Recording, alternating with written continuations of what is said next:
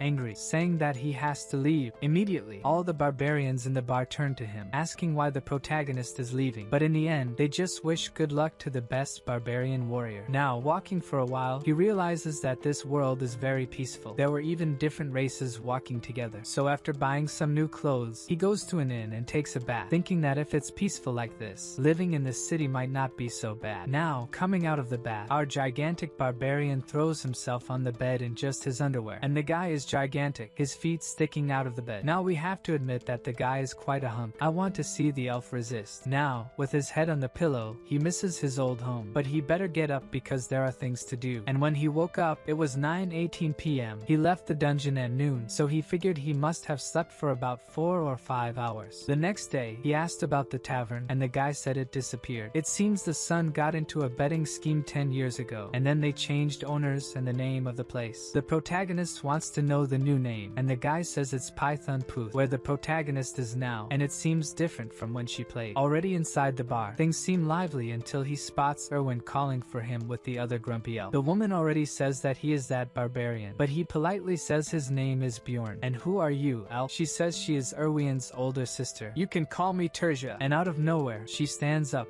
saying that she has a question to ask him. Why did he ask to see a little girl so late in a tavern like this? Also, he called her last night and didn't show up. This makes her call him shameless. He's completely confused, asking how so, about last night? Are you going to play dumb now, you cheater? He quickly asks Erwin how long it's been since they left the dungeon, and she says about 30 hours. And only then does the protagonist understand that he didn't sleep for 4 or 5 hours as he thought, but rather slept for 30 hours straight. The guy is no longer the protagonist. He's a sleeping bag. He laid down and went into a coma. In his mind, it makes sense to feel so light after sleeping for an entire day. But Erwin is calm and cute, just observing the situation. Of course, he apologizes for his mistake and informs them that he slept until now, which leaves Terja completely stunned since she has never seen a barbarian apologizing before. Then she says that she didn't expect much from him, but wants to know what he wants with Erwin in this place. And he simply says that he's not obliged to tell her anything. She gets completely furious with him, and they start arguing like crazy in front of everyone until suddenly she puts a bag with 350,000 crystals on the table, saying that's the amount Erwin earned from the essences. Then she stands there, looking, asking why he's not taking the money. She even speculates that he has another motive, as she had thought. The protagonist just asks if our little elf agrees with her sister. The deal he was going to propose was for her to help him until he reached the amount he wanted, which surprises her, asking if that's all he wanted. He even says he would split it 50-50 with her this time, which makes her completely happy but suddenly loses the excitement and immediately apologizes because from now on she has to form a group with her sister. Then the sister starts saying that she would never let her go alone. It was only the first time because it was part of the ritual and everything, always the same excuse. Of course, this leaves the protagonist infuriated as usual, but she just pushes the bag and tells him to take the crystals if he understands. But the protagonist says that these 350,000 crystals are probably a half share according to the current price, right? And she says yes. But the protagonist says that if that's the case, 280,000 crystals are missing since the promised split was 90-10. She chuckles and says she almost forgot and literally grabs 280,000 crystals and puts them on the table. She really tried to deceive him. Now he understands why barbarians and elves hate each other, so he says that if she's done, she could leave. He needs to talk to Erwin. This leaves the sister somewhat confused, but suddenly, our elf pulls her sister by the arm, thanking her for coming and asking if she could leave since she needs to thank and say goodbye to the barbarian. The sister is impressed. It seems Erwin is growing up. Then she points to our warrior and tells him to swear, and it's to swear that he won't sleep with Erwin. If he swears, she will leave. Our elf, hearing this, blushes completely, while the protagonist wonders if he can't just sleep with her. Are the other options allowed? She keeps pointing her finger and telling him to swear, and he says he swears. I swear on my honor as a warrior! And so she was leaving the scene when she remembered something. Remembered to thank him for saving Erwin, and even called him by name. Our little elf fell with shyness, but the protagonist remained bold. When she gets up, she asks if she was too rude to her own sister. He tells her not to worry, everything will be fine. Then she thanks him for his earlier offer, but she had already decided to work with her sister a long time ago and apologizes. He just says it's okay. Then she quickly pulls out a bag with 63,000 crystals, saying it's from the crossbow guy and the toothless leader. She has already taken her share from here. She also mentions that she left the 2 backpacks at her house, and he should go there tomorrow to see for himself what's inside. He realizes that she knows everything he wants without even having to say anything. It will be sad to lose such a helpful companion. Suddenly, she asks how she should repay him. She literally wants to repay him for saving her in the dungeon, and now her sister's concern makes sense. The protagonist thinks for a bit, but can't think of anything at the moment, so he ends up asking if she wants to eat something. She says she's not hungry, so he says he'll order just for himself. Suddenly, she blushes and has the brilliant idea that she wants to have something to drink. She wants her first post-dungeon drink, and it's with the barbarian. He understands that in the game, there was something like that, and it had significant meaning for the elves. So, he says he's happy? She scolds him, saying he should say thank you, and that's what he does. He thanks her, and she happily says you're welcome. Then she says that, of course, this wouldn't be his first post-dungeon drink, but he interrupts, asking what she's talking about. This is indeed his first time too. I told you like 30 times that I was 20 years old. What, you weren't kidding? Not only that, but that was also his first time going to the dungeon. Finally, the food arrives. She says he did very well in the dungeon, and he returns the compliment. They make their first toast, and after a while, they were talking about some nonsensical things, like him wearing a shirt today, and she's wearing a skirt. He keeps turning one mug after another, which impresses her. Then he says he thought of a way for her to repay him as she wanted. All pompous, she asks what that way is, but he says it has to be somewhere else because otherwise, the security guards will come after them. She blushes and with a mischievous look asks if it can be in his room. He is completely breathless and sweating, and she is also breathless and crying, saying she can't take it anymore. I knew the barbarian was too much for her, but in reality, the protagonist was giving her a chiropractic session. As he doesn't control his strength well, he almost pulled her arm back, so she was crying, saying she couldn't take it anymore. After they finish, she thinks he was going to rip her arm off, but in reality, he was just testing her +4 flexibility status. She gets angry, asking if he called her here just to test her abilities, and he confirms that he did. He just wanted to test since the use of abilities is prohibited in the city, which disappoints her. Then he starts making a bunch of theories about the game's statistics, and had been lost in thought for some time when she pulls him, saying she's sleepy. And what I least expected happened. Unlike anime cliches, they literally slept together. Well, that took his honor as a barbarian and threw it away. I'll stop here. If you like it, I can bring a continuation later. It was a lot of work to make this video with over 1 hour. At least I deserve a like, right? Thank you. And well, the video ends here. Don't forget to subscribe to the channel if you're new, and if you're not too,